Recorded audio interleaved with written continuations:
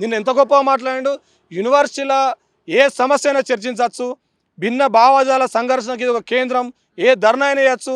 ఈ దేశంలో కానీ, ఈ రాష్ట్రంలో కానీ, ఈ ప్రపంచంలో కానీ ఏ సమస్యకైనా మొట్టమొదట స్పందించేది యూనివర్సిటీ. అట్లాంటి విధానాన్ని మేము ఉంచుతాం అని చెప్పేసి మాట్లాడిండు. మరి ఈ కంచెలు ఎక్కడి నుంచి వచ్చినాయి? ఓ అక్కడ కంచెలు గేట్లు, యూనివర్సిటీ గేట్ ఎక్కడి నుంచి వచ్చింది, అక్కడ కంచెలు ఎక్కడి నుంచి వచ్చినాయి? ఇవన్నీ తుపాకిరామని మాటలు కాదా? గొప్ప గొప్ప మాటలు మాట్లాడి మరి పోలీసులతో ఎందుకు కంచి వేస్తా ఉన్నాడు? ఇక్కడ ఏసీపీ గారు ముఖ్యమంత్రి చెప్పిన తర్వాత కూడా ఇంకా కంచె దొరకలేదు, ఇంకా తాళం తీయలేరా? ఈ కంచెలు మేము మా పోరాటాల ద్వారా తొలగిస్తాం. మాకేం భయం కాదు, మాకేం కొత్త కాదు పోరాటాలు. ముఖ్యమంత్రి గారు మీరు గుర్తుపెట్టుకోండి, ఉస్మానియాను మీరు కనుక అణచివేసేయాలని చూస్తే తిరిగి రెట్టింపు శక్తి పుంజుకొని మీ మీద పోరాటం చేస్తుంది. రెట్టింపుగా స్వింగ్ అవుతుంది యూనివర్సిటీ. యూనివర్సిటీతో పెట్టుకోవద్దు మీరు. యూనివర్సిటీ రగులుకునే అగ్నికణం లాంటిది. ఒక్కసారి కనుక అంటుకున్నది అనుకో మీ పాలన తీసుకపోయి ఎక్కువ పడేస్తుంది. మీ మాటలకు ఎవరు, మీ భ్రమలలో లేం మేము యూనివర్సిటీ విద్యార్థులు, మేము సమస్యలలో ఉన్నాం. మీ మాటలు మేము నమ్మతలేం. ఇవన్నీ మోసగారి మాటలు.